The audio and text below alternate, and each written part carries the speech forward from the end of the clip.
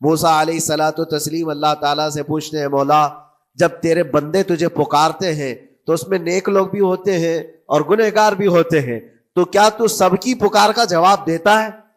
توجہ، اللہ رب العزت فرماتا ہے اے موسیٰ میرے پکارنے والے بندوں میں نیکوکار بھی ہیں گنہگار بھی ہیں، ہاں نیک بندہ جب مجھے پکارتا ہے یا ربی تو میں جواب میں کہتا ہوں لبیک یا عبدی، اے میرے بندے میں حاضر ہوں، بتا تیری کیا حاجت ہے۔ پھر موسیٰ علیہ السلام پوچھتے ہیں کہ مولا یہ تو نیک بندہ جب پکارتا ہے تو تو کہتا ہے لبیک یا عبدی، اور جب گنہگار پکارتا ہے تب کیا کہتا ہے؟ رب تعالیٰ فرماتا ہے جب میرا گنہگار بندہ مجھے پکارتا ہے یا ربی تو میں اس کے جواب میں 70 بار لبیک یا عبدی کہتا ہوں۔ ایک بار پکارے 70 بار جواب، ایسا کیوں ہے؟ تو فرماتا ہے میرا رب نیکوکار کو اس کی نیکیوں پر بھروسہ ہے کہ اللہ معاف کرے، اور گنہگار کو صرف میری رحمت پر بھروسہ ہے، اس کے پاس ہے کچھ نہیں، اس کے آس پاس وہ نظر ڈالتا ہے میں نے کوئی ایسی نیکی رکھی نہیں ہے، صرف اللہ رب العزت کی رحمت ہے جو مجھے معاف کر سکتی ہے، وہ مجھ پر یقین کر کے پکارتا ہے، اس لیے اس کے سوال کا میں بار بار جواب دیتا ہوں۔ عزیزان گرامی وقار، اقبال نے سچ ہی کہا تھا ہم تو مائل بکرم ہے کوئی سائل ہی نہیں، یہ رب تبارک و تعالیٰ کی طرف سے ہے کہ اللہ تبارک و تعالیٰ کرم پر کرم کرنے کے لیے موقع عنایت کرتا ہے، یا بندے کو آنے کا موقع ہی نہیں ہے، بندہ آنا نہیں چاہتا ہے۔ اس سے پہلے کہ تمہارے ساری چیزیں بند ہو جائیں، دروازے ختم ہو جائیں، اللہ رب العزت کی بارگاہ میں آؤ اور اسے پکارو، یقیناً یہ تمام چیزیں تمہاری زندگی میں انقلاب لاتی ہیں، بہت بڑی تبدیلی لاتی ہیں۔ عزیزان گرامی، پھر میں یہ عرض کرتا ہوں کہ رجب کے اس مہینے میں دل کو نرم کرنا بہت ضروری ہے۔ دلوں کی سختیاں آج گناہوں کی طرف مائل کرتی ہیں۔ ہمارا دل سخت ہے یا نرم ہے اس کو پہچاننے کے کئی تھرمامیٹر دیے گئے ہیں ہمارے پاس، چیک کرو ہمارا دل کس پوزیشن میں ہے آج۔ امام غزالی فرماتے ہیں 3 علامتیں ایسی ہیں جس سے پتہ چل جاتا ہے انسان کا دل سخت ہے یا نرم ہے، بیمار ہے یا صحت یاب ہے۔ یہ ڈاکٹر لوگ اسکیننگ سے یا سونوگرافی سے نہیں بتا سکتے کہ تمہارے دل کی یہ کیفیت، کیسے اس کو اہل بصیرت سمجھ سکتے؟ فرماتے ہیں کہ اگر مسجد میں زیادہ دیر تک بیٹھ نہیں پاتا تو سمجھ لو اس کا دل بیمار ہے، اس کا دل سخت ہو چکا ہے، اس کو مسجد میں بیٹھنے نہیں دیتا۔ یہی دل ٹیلی ویژن کے سامنے 3 گھنٹے بیٹھے اس کو کچھ بھی اکتاہٹ نہیں آتی، موبائل پر گیم کھیلتا رہتا ہے، 4 گھنٹے گزر گئے کہ 5 گھنٹے گزر گئے اسے پتہ ہی نہیں۔ آج ایک سروے کے مطابق ہر انسان جو موبائل چلاتا ہے اس میں 18 گھنٹے وہ بیزی ہے دن کے۔ کئی جگہوں پر ایسے حالات آئے 18 گھنٹے دن میں ہوتے ہی ہے 24 گھنٹے، جس میں 6 گھنٹے اگر آرام کے نکالے تو باقی پورے 18 گھنٹے کیسے انسان بیزی رہ سکتا ہے؟ اس میں کھانا بھی ہے، پینا بھی ہے، حاجتیں بھی ہیں، لیکن سروے کے مطابق یہ بھی بات آئی ہے کہ 18 گھنٹے کنزیوم کرتے ہیں۔ میرے عزیزوں، اس میں کوئی اکتاہٹ اور اس میں کوئی ملال نہیں آتا، بیزارگی نہیں آتی، اور اللہ کے گھر میں یا فرض سے نماز سے ابھی سلام پھیرا کیا کہ بھاگنے کی تمنا ہوتی ہے۔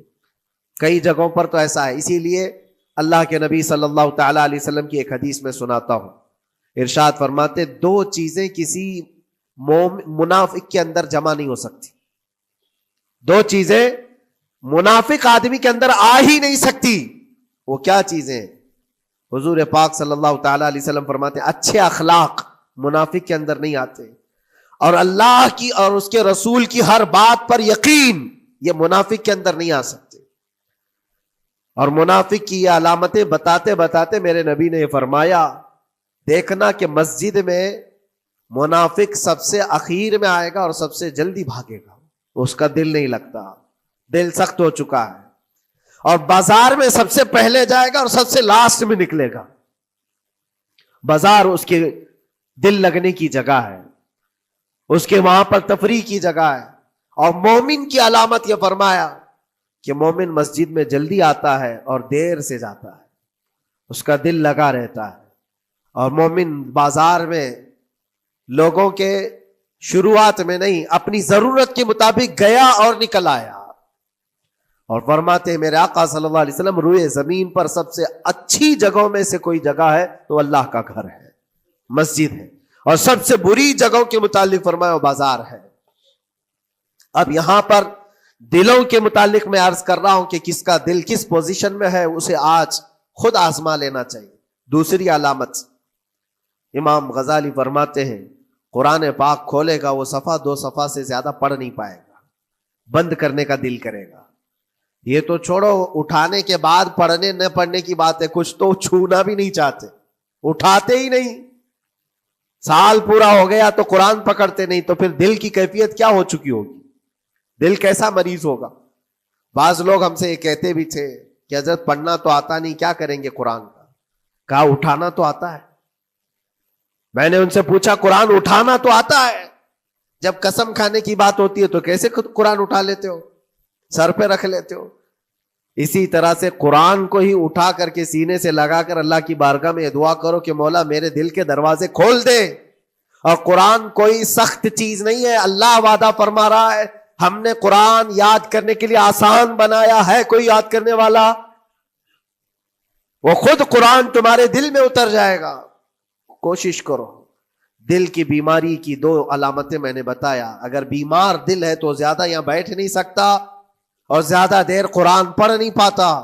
تیسری بات فرماتے ہیں کہ تیسری علامت یہ ہے کہ ہمارا دل اگر سخت ہو چکا ہے تو جیب میں پیسے ہوں گے لیکن کوئی مانگ رہا ہوگا اللہ کے نام پر، دینے کی طبیعت نہیں ہے، کہیں دینے کی طبیعت نہیں کرتی.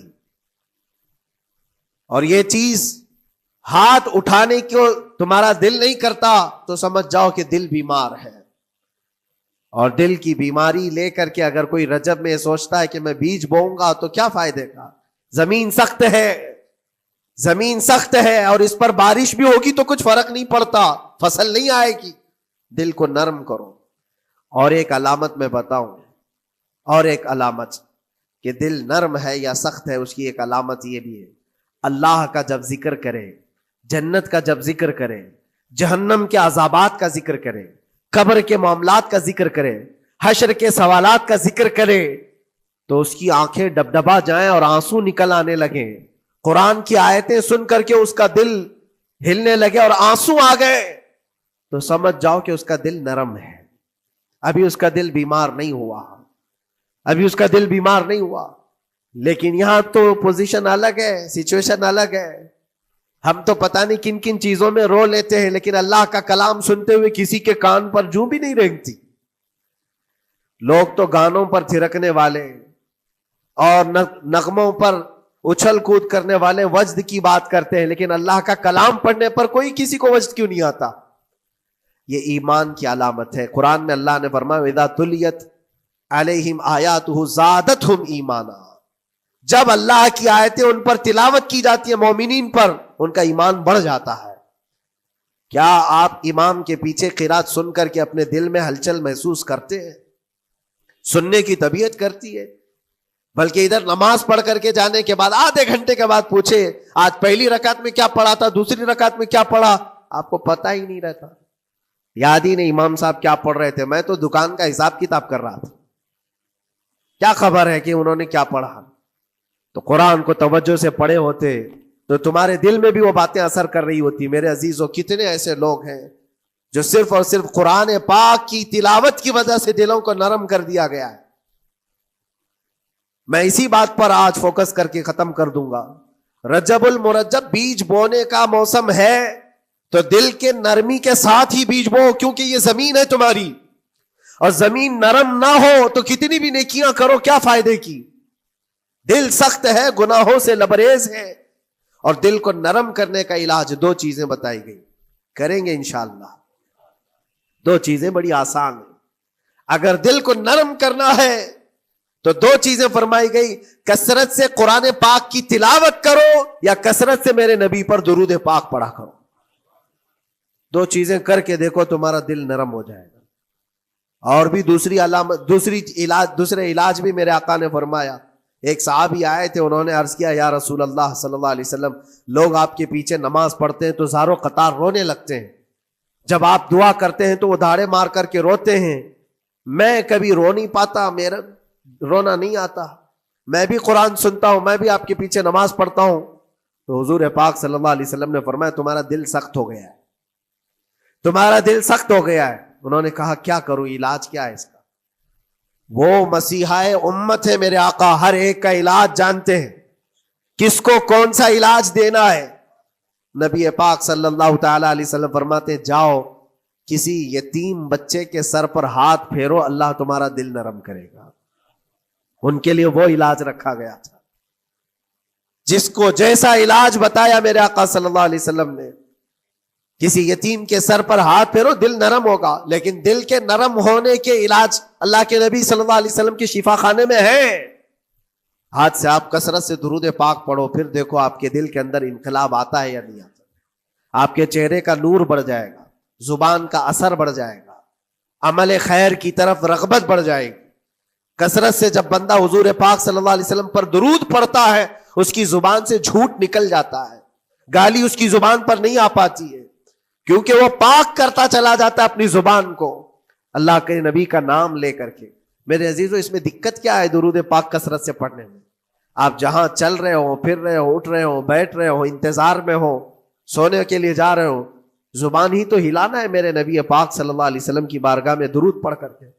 اور ضروری نہیں ہے کہ بہت لمبے لمبے درود پاک آپ کو یاد کرنے ہو, صلی اللہ علیہ وسلم بھی پڑھ لیا تو یہ درود پاک ہے, یہ درود پاک ہے. یا تو پھر الصلاۃ والسلام علیک یا رسول اللہ کہتا ہے تو یہ بھی درود پاک ہے, درود پاک ہے یہ. اور دل جب نرم ہو جائے گا تو انشاءاللہ العزیز آپ اس کے اثر بھی دیکھیں گے, اس کے اثر بھی دیکھیں. کیسے کیسے لوگوں کی بات میں کروں میرے عزیزوں, آپ کو پتا ہے تاریخ کے اوراق الٹ کر کے دیکھو. ایک صحابی حضرت نعیم, وہ راستے پر گزر رہے تھے, دیکھا ایک کڑیل جوان مکہ کا, جس کو سارے لوگ دیکھ کر پہلوان کہتے اور ڈرتے تھے, گھبراتے تھے. 27 سال کا کڑیل جوان ہے اور ہاتھ میں تلوار کھینچے ہوئے تیزی سے آ رہا ہے. یہ پہلوان کوئی اور نہیں عمر ابن خطاب ہے. حضرت نعیم کہتے دیکھ کر کے میں گھبرا گیا, اتنی تیز اور ترار چال اور چمکتی ہوئی تلوار, کہاں کا ارادہ ہے؟ پوچھا حضرت نعیم نے کہاں جا رہے ہو؟ عمر ابن خطاب نے کہا محمد کا قتل کرنے جا رہا ہوں. معاذ اللہ رب العالمین, اس لیے کہ ایمان لائے ہوئے نہیں تھے. یہ دلوں کی سختیاں ہیں, یہ دلوں کا منجمد ہونا بتا رہا تھا کہ وہ نبی پاک صلی اللہ علیہ وسلم کے قتل کے لیے نکلے. حضرت نعیم نے صرف راستہ روکنے کے لیے ان سے کہا ان کا بعد میں قتل کرنا, پہلے تیری بہن اور بہنوی کا گھر بھی دیکھ لے, وہ بھی تو کلمہ پڑھ رہے ہیں, وہ بھی تو کلمہ پڑھ رہے ہیں اسی رسول کا. تو غصہ اور بڑھ گیا کہ میرے گھر میں یہ ہو چکا ہے, میں تو جس کا قتل کرنے جا رہا ہوں وہ میرے گھر تک آیا ہوا ہے. کہا پہلے میری بہن اور بہنوی کا کام تمام کرتا ہوں. اسی غرض سے وہ آئے تھے. اور جس وقت اپنے بہن کے گھر کے باہر کھڑے تھے, اتفاق ایسا کہ اندر سے قرآن کے پڑھنے کی آواز آ رہی تھی. ایک صحابی حضرت خباب, وہ قرآن پڑھا رہے تھے حضرت عمر کی بہن کو اور ان کے بہنوی کو. اور کیا بہترین انداز رہا ہوگا, جو رسول اللہ سے ڈائریکٹ سنے ہوئے لوگ تھے, اللہ کا کلام اترا ہوا ہے جن کے اوپر, وہ اس وقت حاضر رہے ہوئے لوگ ہیں, قرآن کو پڑھ رہے تھے. طٰہٰ ما انزلنا علیک القرآن لتشقیٰ الا تذکرۃ لمن یخشیٰ. عرب لوگ اچھی طرح سے جانتے تھے ایک ایک حرف کا معنی کیا ہوتا ہے, وہ عربی جانتے تھے, ان کی مادری زبان تھی. اور اس قرآن کے اندر جو مٹھاس تھی, عمر ابن خطاب کان لگا کر سنتے رہے سنتے رہے سنتے رہے. لیکن غصہ جو اندر سے تھا, دل کی جو سختی تھی, آئے تھے مارنے کے لیے, دروازہ زور زور سے ٹھوکنے لگ گئے, اندر لوگ ڈر گئے. حضرت خباب کو چھپا دیا, بہن اور بہنوی نے دروازہ کھولا. دروازہ کھلتے ہی ان پر حملہ آور ہو گئے. عمر ابن خطاب مارا, اپنے بہنوی کو بہت مارا کہ تم یہ کیا کر رہے ہو, دین بدل چکے ہو, یعنی تم یہاں سے نکل کر کے دوسری جگہ چلے گئے ہو, صحابی ہو گئے ہو. اپنی بہن کو بھی مارا, یہاں تک کہ ان کی ناک پھٹ گئی. جب لہو لہان ہو گئے تو عمر ابن خطاب نے دیکھا کہ میں اپنی بہن اور اپنی بھائی کو مار رہا ہوں. پھر تھوڑی دیر کے لیے دل میں رحم آیا. اور دل میں رحم آیا کس چیز کا, کس چیز کی وجہ سے نرم ہوا دل میرے عزیزوں؟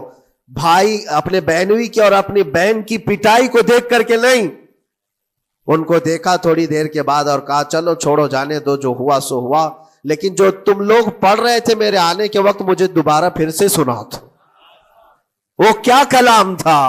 وہ کون سا کلام تھا؟ اتنا سننا تھا کہ بہن نے محسوس کر لیا کہ دل کی نرمی کا دروازہ کھل چکا ہے۔ یہ قرآن ہے جس نے دلوں کے دروازے کھولے ہیں، مکہ والوں کے قرآن ہے، دل کی نرمی کی طرف دروازہ کھل چکا ہے۔ تو عمر ابن خطاب سے کہا کہ تم غسل کر لو، تم پاک ہو جاؤ، ہم قرآن تمہیں سناتے ہیں۔ اور انہیں پاک کیا گیا تو حضرت خباب جلدی سے باہر آئے، کہا میں سناتا ہوں۔ حضرت عمر کو جب یہ آیتیں سنائی گئی جھوم کر کے سننے لگے۔ قرآن کی وہ آیتیں 16 یا 17 آیتیں ہی سن پائے تھے کہ ان کے جسم کے اندر راشا تاری ہوا، کپ کپی آئی۔ کہا کہ چلو محمد کے پاس صلی اللہ تعالی علیہ وسلم، مجھے لے کر کے چلو، میں ان سے بات کرنا چاہتا ہوں۔ میرے عزیزو، بھائی اور بہنوی اور بہن لے کر کے چلے، اور اس وقت حالات سخت تھے مکہ کے۔ حضور پاک صلی اللہ تعالی علیہ وسلم کے پاس 39 صحابہ تھے جو ایمان لائے ہوئے، اور پہرے داری میں امیر حمزہ کھڑے رہتے تھے کہ کوئی آئے گا تو میں اس کی برابر خبرگیری کروں گا۔ عمر ابن خطاب کو تلوار لٹکاتے ہوئے آتے دیکھا تو صحابہ گھبرا گئے۔ مکہ کا بڑا پہلوان ہے، اس کو بھڑکا کر کے لوگوں نے بھیج دیا ہوگا، اب کیا ہوگا؟ یہ پٹائی بہت بری طرح سے سب کی کرے گا، غریب صحابہ ہے، اور حضور پر ہاتھ نہ اٹھا دے۔ سب ڈرنے لگے۔ حضور پاک صلی اللہ علیہ وسلم سے آ کر کہنے لگے کہ یا رسول اللہ صلی اللہ علیہ وسلم، عمر آ رہا ہے اور ہاتھ میں تلوار ہے۔ اللہ کے نبی صلی اللہ علیہ وسلم نے فرمایا وہ میری گردن نہیں، اپنی گردن دینے آ رہا ہے۔ وہ میری گردن لینے نہیں، اپنی گردن دینے آ رہا ہے۔ وہ مخبر صادق صلی اللہ علیہ وسلم جانتے ہیں کون میرا غلام ہے اور کون منافق ہے۔ عمر ابن خطاب آئے تو حضور نے فرمایا راستہ دے دو۔ آتے ہی انہوں نے تلوار زمین پر پھینک دی۔ چہرے جمال جہاں آرا کو دیکھا۔ حضور پاک صلی اللہ تعالی علیہ وسلم سے پوچھا، پھر وہ آیتیں سنائے۔ اب سوچو میرے عزیزو، صحابی سے سننا، یہاں تو ہم قاری قرآن سے سنتے ہیں قرآن کی آیتیں 1400 سال کے بعد، آج بھی قرآن کا وہ اثر لگتا ہے دل کے اوپر۔ یہ ان سے جو 1400 سال کے بعد جس قاری قرآن سے سنا، وہ تو صحابہ سے سنے تھے، اور صحابہ سے بڑھ کر کے اللہ کے نبی سے جو قرآن سنا ہو، خود نبی پاک کی زبان اقدس سے۔ اور جب اللہ کے نبی صلی اللہ تعالی علیہ وسلم نے آیتیں تلاوت کی، عمر ابن خطاب کی آنکھوں سے آنسو شروع ہو گئے، زار و قطار رونے لگے، اور پھر پکار کر کہا اشہد ان لا الہ الا اللہ واشہد انک رسول اللہ، میں گواہی دیتا ہوں کہ اللہ کے سوا کوئی معبود نہیں، اور میں گواہی دیتا ہوں کہ آپ اللہ کے رسول ہیں۔ میرے عزیزو، عمر ابن خطاب رضی اللہ تعالیٰ عنہ کو اس طرف لانے والا، دل کو نرم کرنے والا، یہ قرآن پاک اللہ کا کلام ہی تو ہے۔